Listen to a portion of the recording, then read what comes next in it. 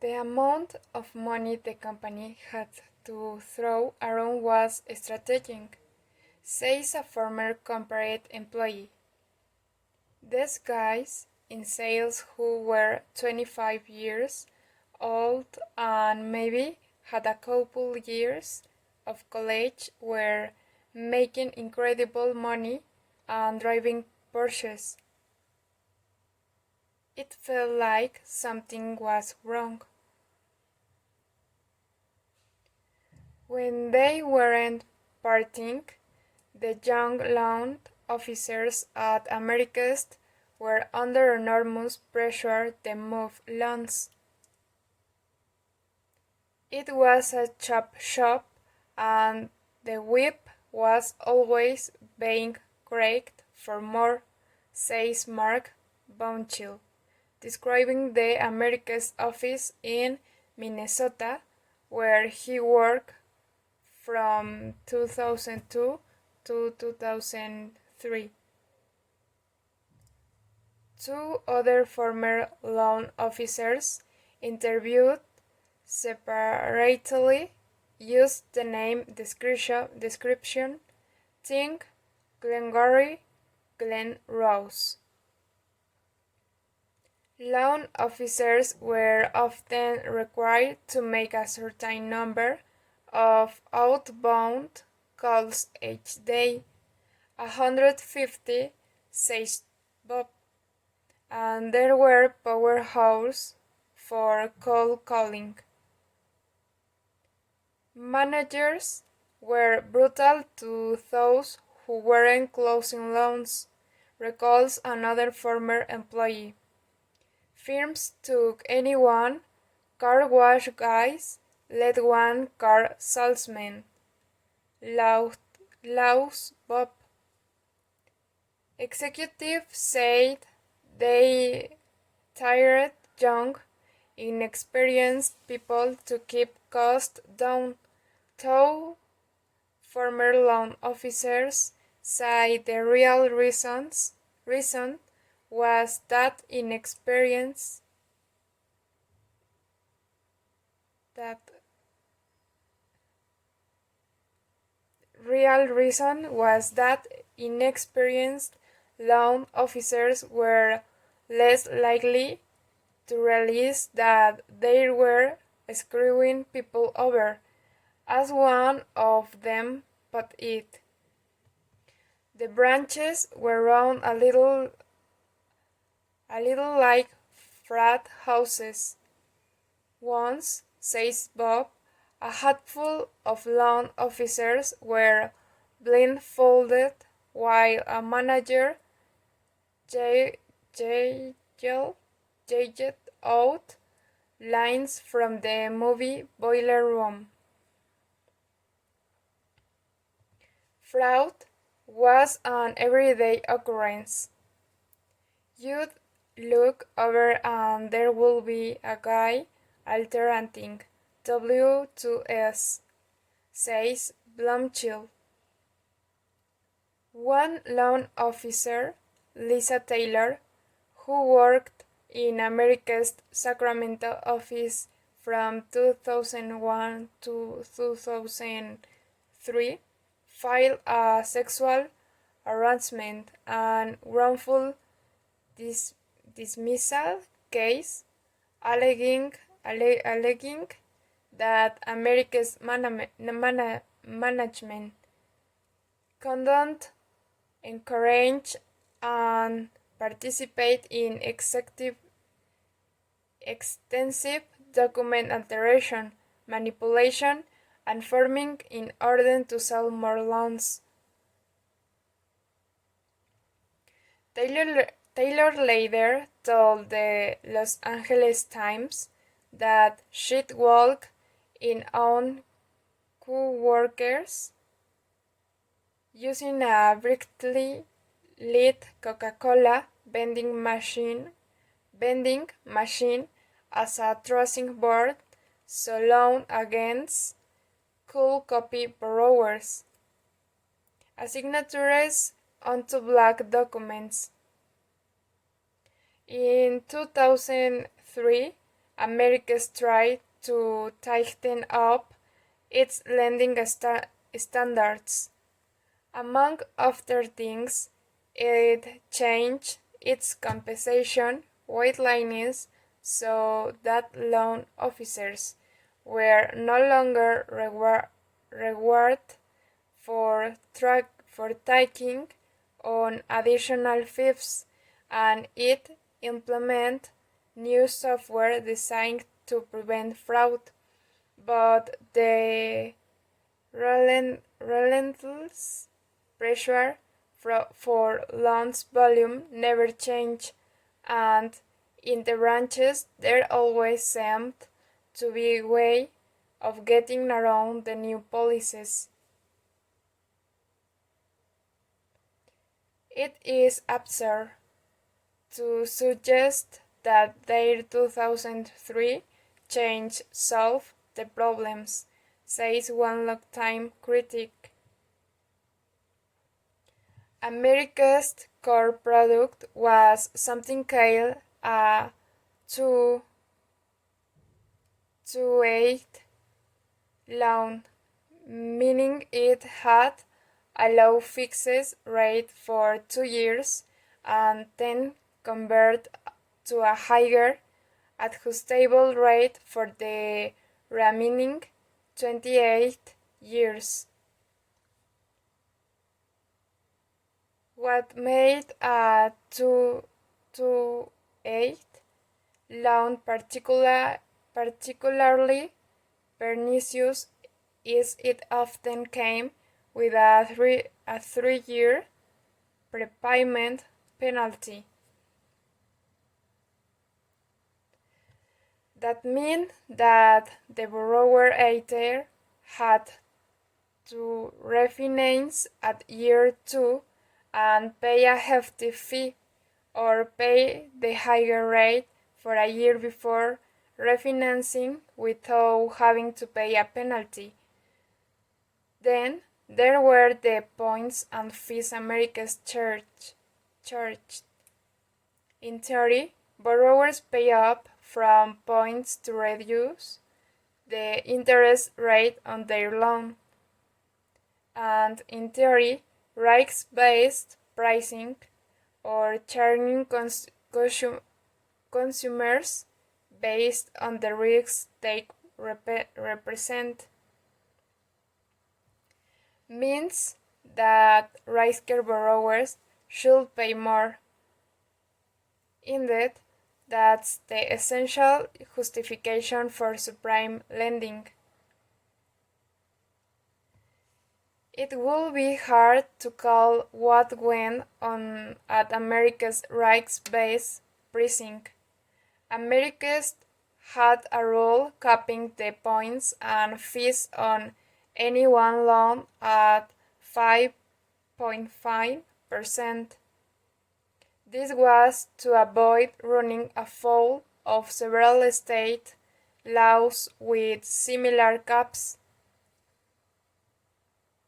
But according to a former loan officer, the goal in the branches was to change as close to that limit as possible. The credit worthiness of the borrowers mattered a lot less than whatever the loan officer thought they could get anyway with. A spreadsheet of all the loans America's made in the month of February 2005 offers a vivid illustration. One customer with a mid-grade credit score got a loan of $77,500 and paid the maximum in points and fees. The revenue to Americas was $41,000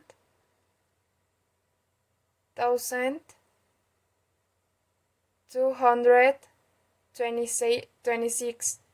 Another customer with a 7,050 loan paid so little in fees and points that the loan generate only 100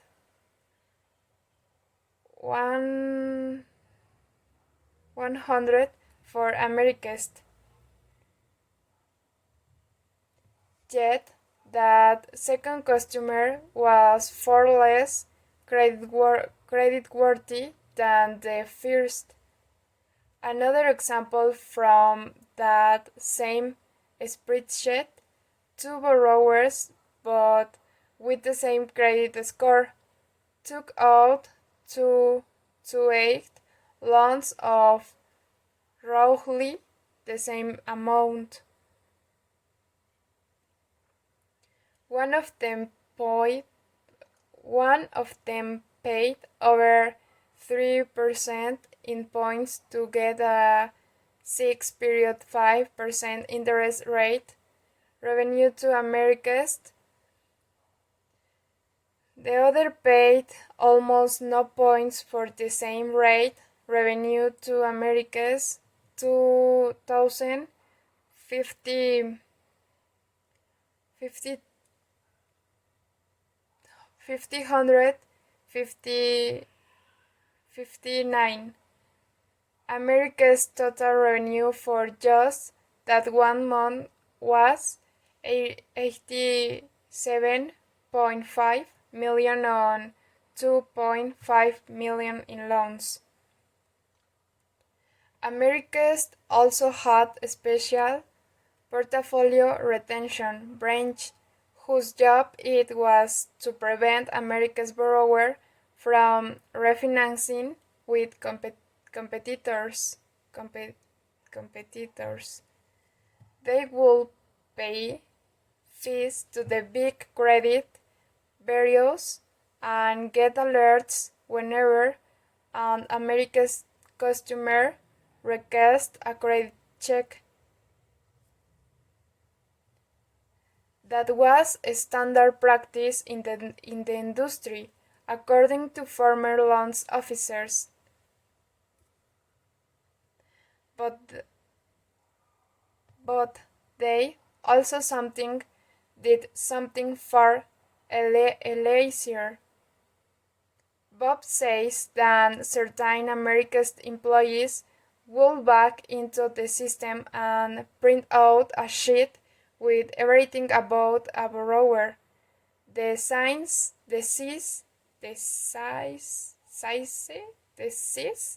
of their loan, their social security number, birth date, and contact information. The loan officer would then call borrowers who hadn't even voiced an interest in a refinancing, offering a new loan with reduced interest rate, and FT new fees for Americas. The reality was you were screwing people again and again and again, Bob said. ACC says customer information and points out that every employee receives and signs a document acknowledging this. And what happened when complaints about this practice launched into public view? Once again, Arnold fell back on his old playbook. He explained whatever it took to make them go away. In late 1999, the grassroots organization ACORN picketed 20 Americas offices, accusing it of deceptive lending tactics. Americans respond by committing to fund 3,060 millions in account originate 30-year fixed rate loans. ACORN stopped picketing. Very few of the loans were ever made. In 2001, a group of America's borrowers filed a class action lawsuit against the company, the first of many. In settling, Americans agreed to pay up $50 million in reimbursement. 3 years later, the state of Connecticut charged Americans with violating a state law regarding refinancings. The company paid $6,752. They settled the charge. In 2005, Connecticut announced a second settlement over the same issue. Americans blamed the problem on new employees who didn't know the rules. It paid $7.25 million to move on. Roland was not a cheapskate, says Greenling's Robert. He spent money if they thought it would be helpful. As Americans became the country's dominant subprime lender, Arnold himself became extraordinarily wealthy.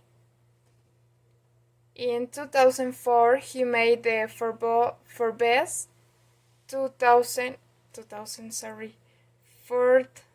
400 list of richest people in America, with a net worth of $2 billion.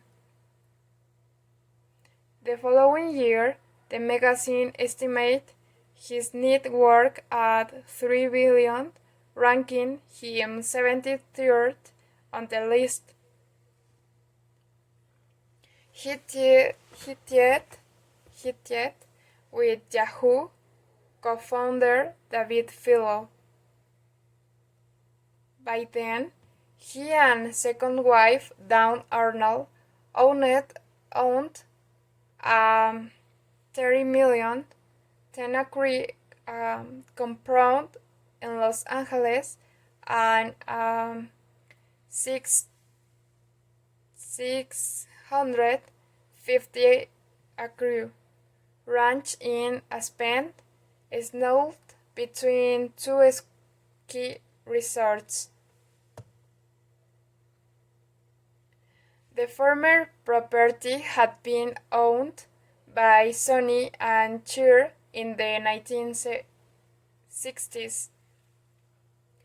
The latter was the second most expensive home in the country, according to a list compiled in 2004 by Forbes magazine. Through it all, he never changed. Although Americans had a far higher profile than Long Beach ever had, Arnold himself remained in the shadows. His company never went public. Others served as their chief executives. He remained ever demanding, yet ever gracious, respectful even of the company janitors.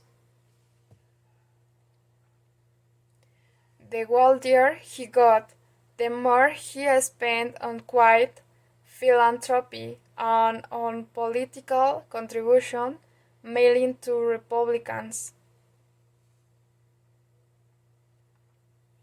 And from his office in ACC's blunt 12-story headquarters in Orange County, the epicenter of the subprime industry, he never ever spoke about the practices that permeate the branch office.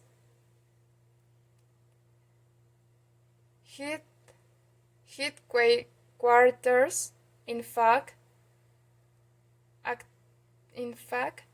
acted as if the company were a paragon of supreme virtue rather than a place that oozed with sleaze and fraud. In July 2000, for instance, America's publicity committed to a set of best practices, which include promises to let 2 years pass before refinancing any loans and to refrain from covering loans with balloon payments and negative amortization. The Senate Banking Committee Americas had been invited to testify because many in Washington considered Americas a model supreme lender. Yet, the evidence suggests that the best practices were mainly honored in the branch. One example, after an exhaustive analysis of public records, the Los Angeles Times determined that nearly 1 in 9, 2004, America's mortgage was a refinancing of an existing America's loans less than 24 months old, precisely what the company had promised it wouldn't do. ACC says that many of America's borrowers were not pushed into this refinancing, but came to the company of their own volition. The Times also note, however, that America's refinancing rate was higher than that of 6 competitors included in its analysis.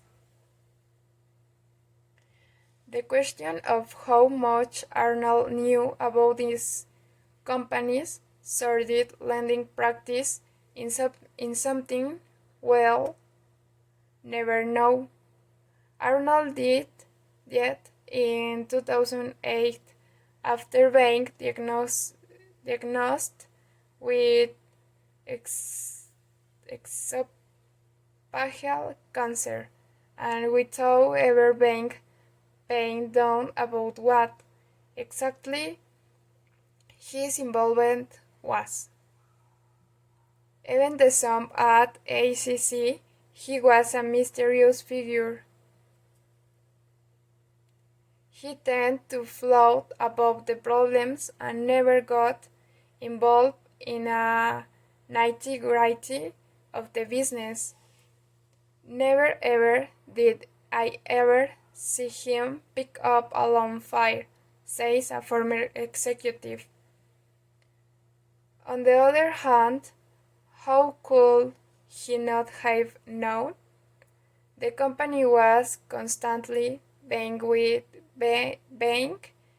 with accusation, investigation, and lawsuit charging fraud and deceptive practices.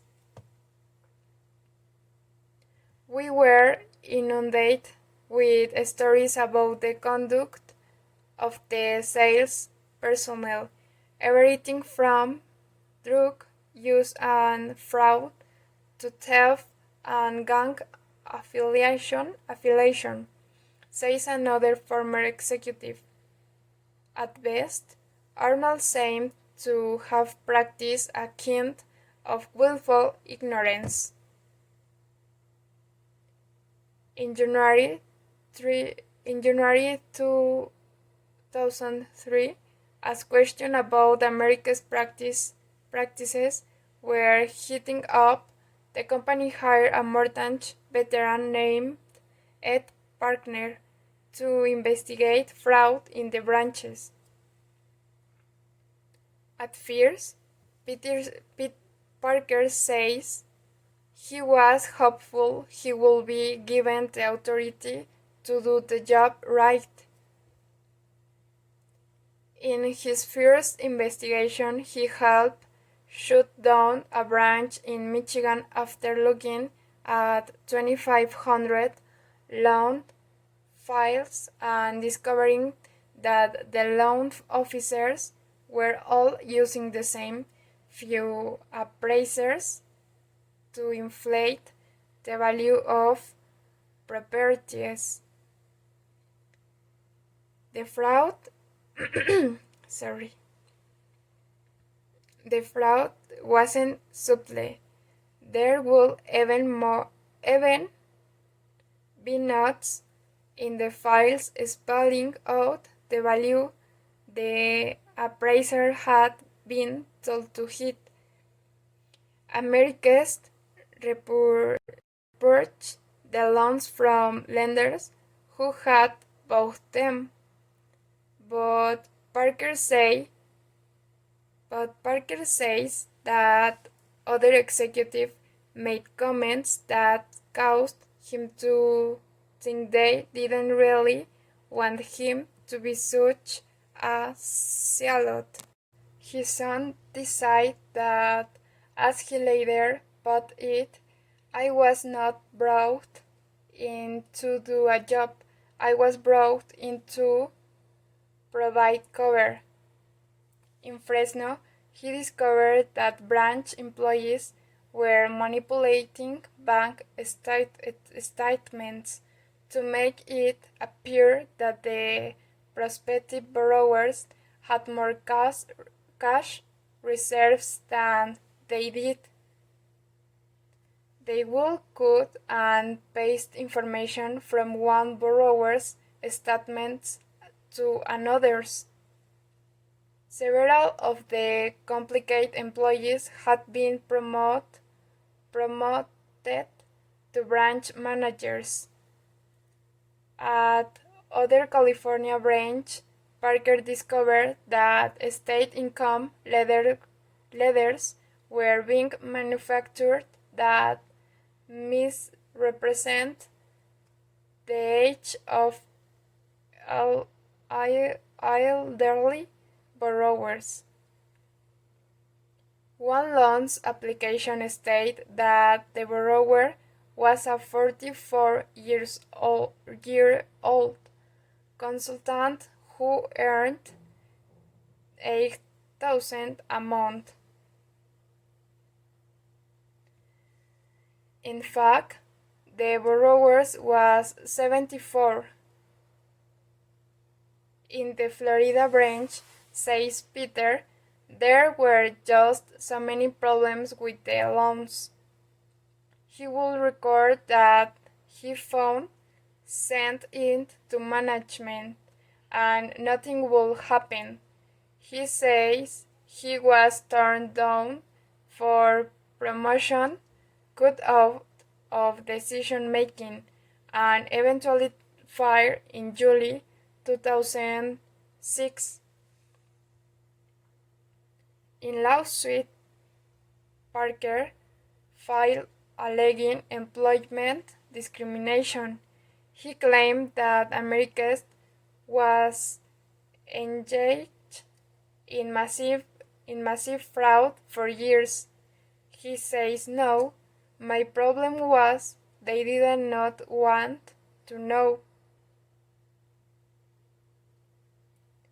What Arnold's defenders say in that what all the defenders of the supreme originator will say after the fact is that the true villains were not the lenders or on Main Street, but the investment firm on Wall Street.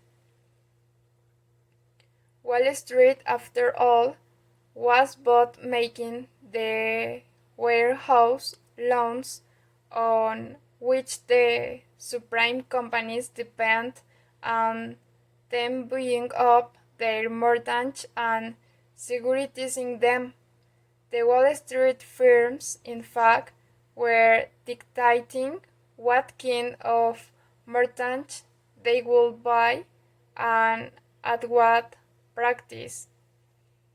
They want the riskiest supreme mortgage they could get their hands on because those were the mortgage that generate the most yield. In a presentation to the board of directors, Washington Mutual executives note that supreme loans were roughly 7 times more profitable than prime mortgage because the company could sell them for so much more.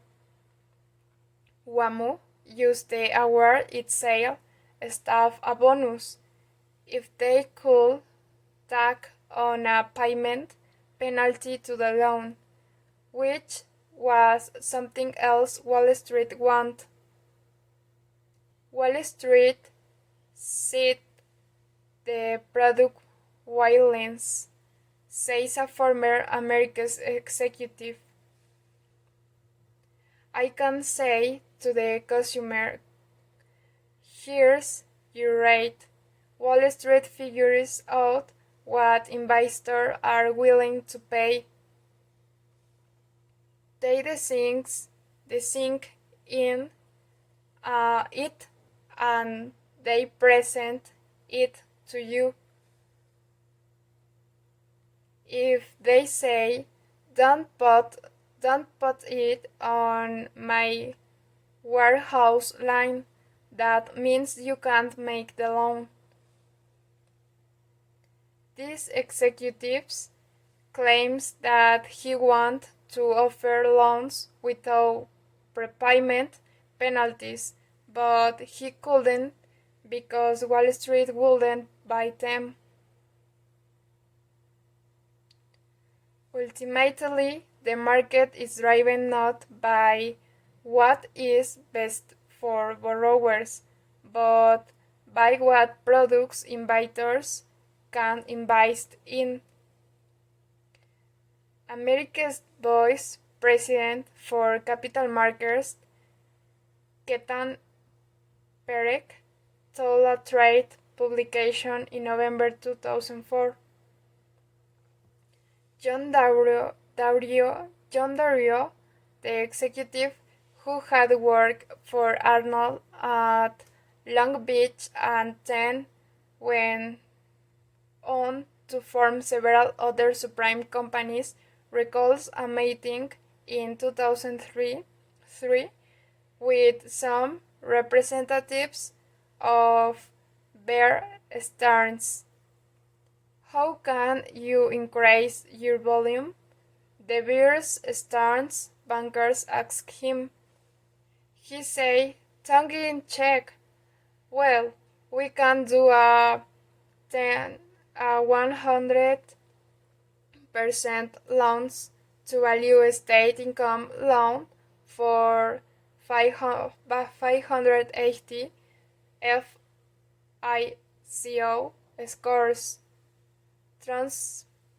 Translate that means making loans with no down payment and no income verification to borrowers with very low credit score. Dario continued. They said, okay. He said, no problem. Let's do this all day. And we did it in massive quantities. Perhaps the most dangerous manifestation of Wall Street's demands was something called a payment opinion, adjustable rate mortgage, or a pay opinion ARM. Pay opinion ARMs gave consumers the right to choose whatever rate they want at the start, from a very low teaser rate to a higher rate that more resembled a 30 years fixed mortgage.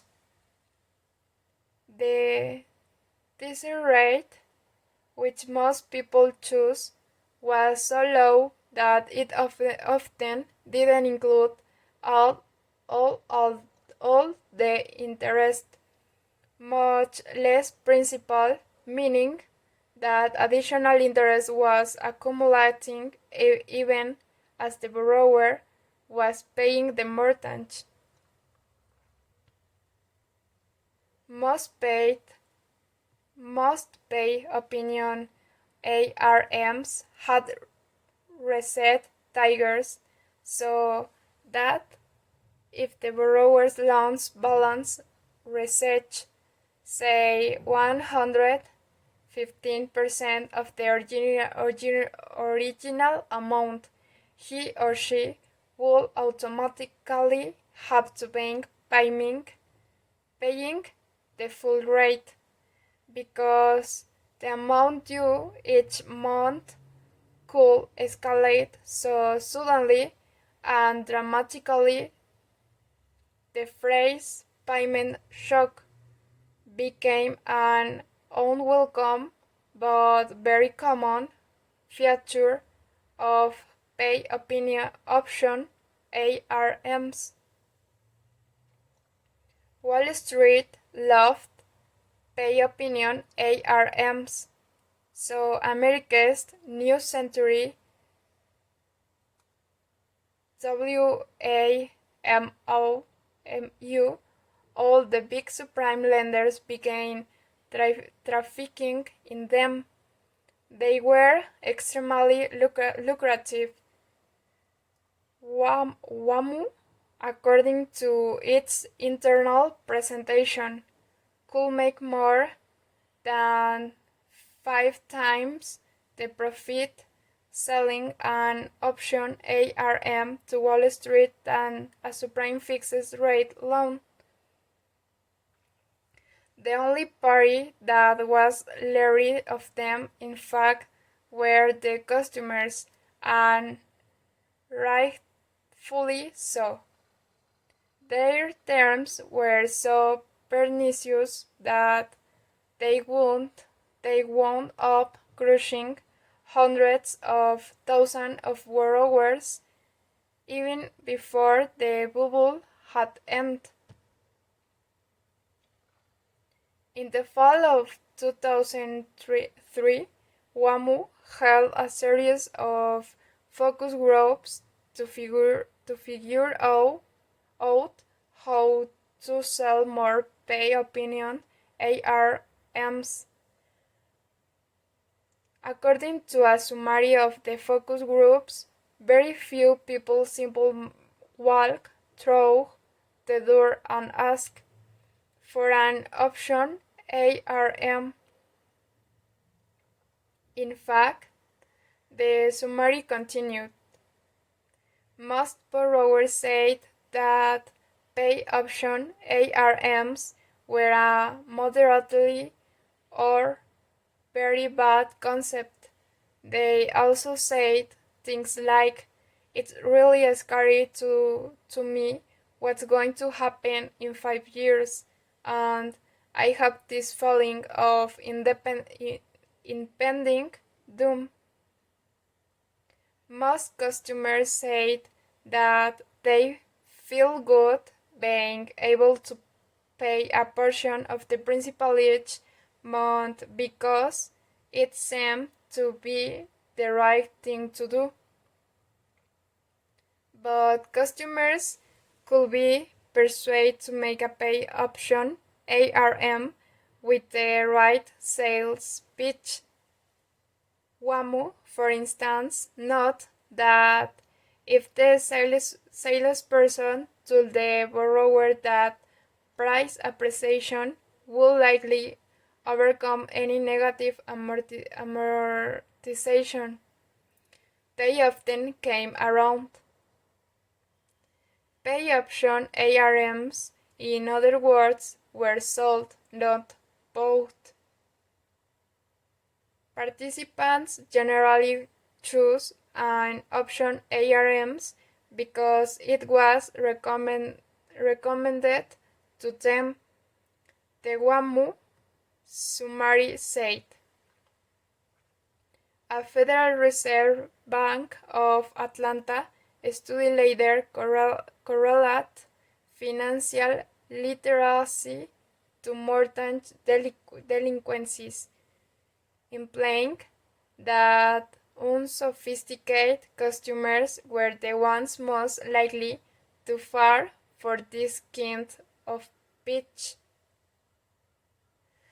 Later, after everything had come to an end, an America's loan officer named Christopher Warren, who, like Bob, worked in the Sacramento office, posted a rambling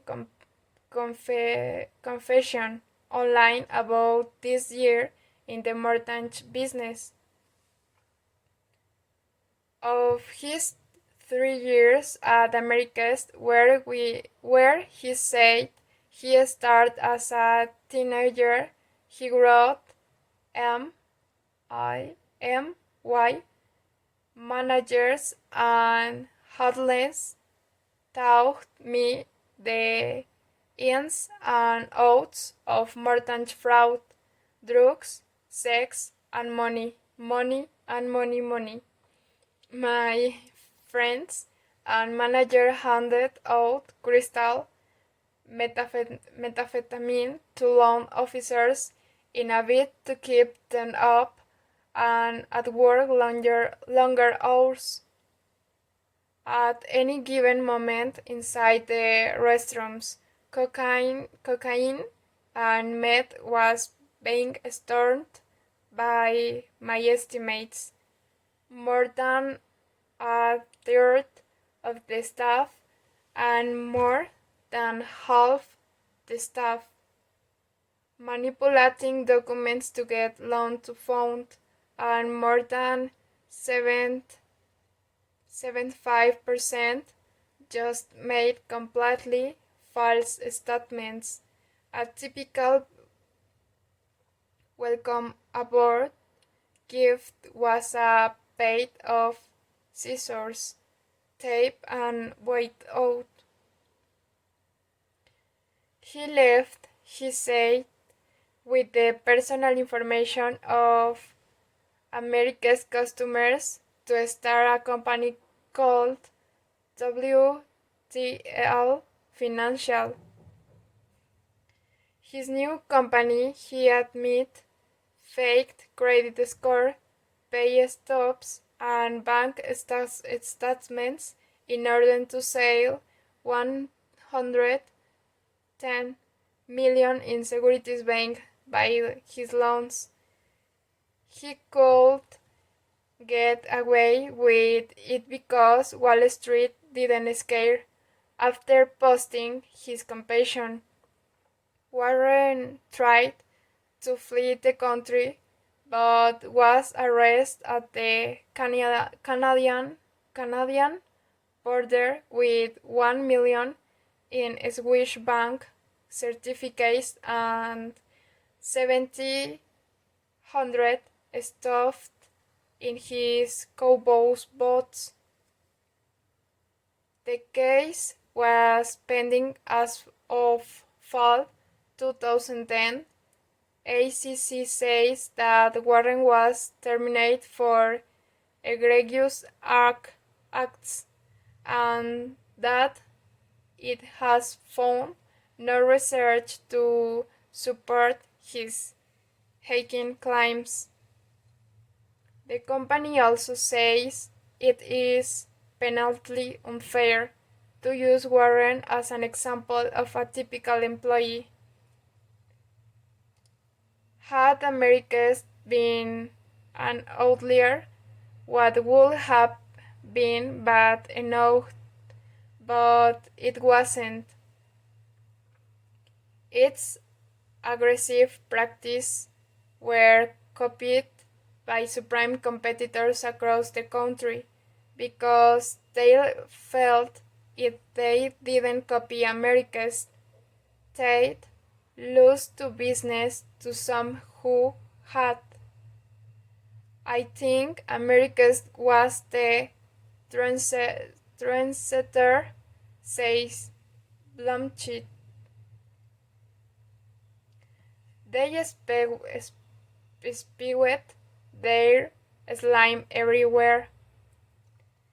America's was a problem for us because they were a large company and everyone was trying to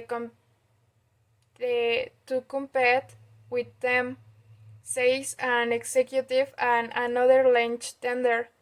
If we didn't alone with tracked who ultimately did the loan, and a lot of times it was America's. Every time we read a loan, the sales force would call up and say, well, America's is doing this. I will say just because Johnny jumped off a bridge doesn't mean you have to follow.